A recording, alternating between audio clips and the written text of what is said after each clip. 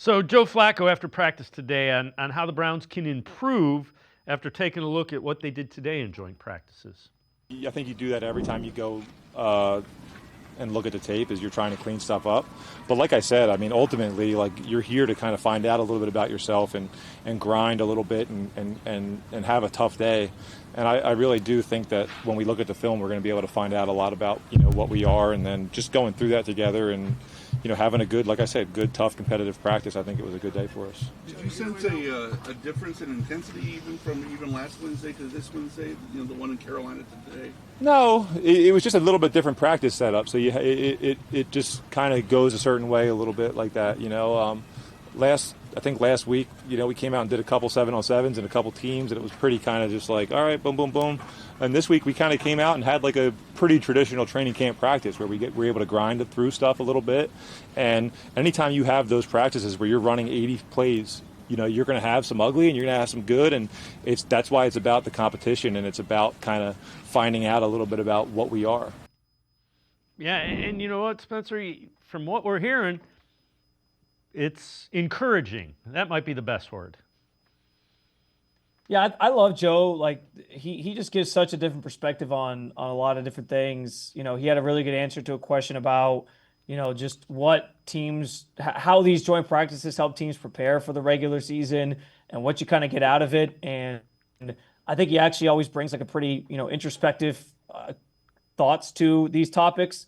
Unlike, Kevin Stefanski, who keeps it very baseline at times. So I appreciated, his openness on just like how things have gone differently and the comparison of it from this week to last week and what today sort of brought to the table and how they're going to sort of improve upon it tomorrow. Listen, we know it. Kevin Stefanski's talked about it over the last couple of years with how these joint practices are so valuable to them and what you get out of them. I think these are the settings that really sort of set the tone for how the team is going to be when they put the balls out there on the field on week one and kick it off and start to play football. This, I think, sets the stage for that. Like next week will be your dress rehearsal, your final dress rehearsal. The ones will probably play a lot in the preseason game, or at least a good portion of the preseason game.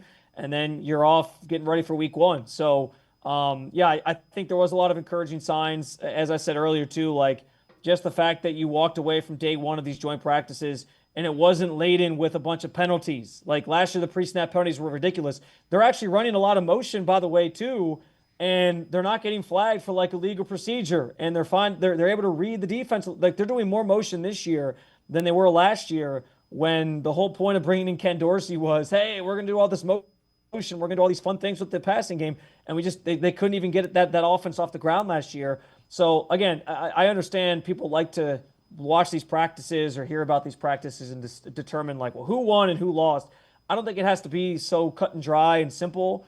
I think it really can just be about two teams coming together and in a setting being able to work on certain things and get better as a whole. And like, yeah, there's going to be some bad plays, but how do they learn from it and then go out tomorrow and execute it? Or how do they even learn from it in that practice setting? And I think you are seeing those things from both the offense and the defense for the Cleveland Browns after day one.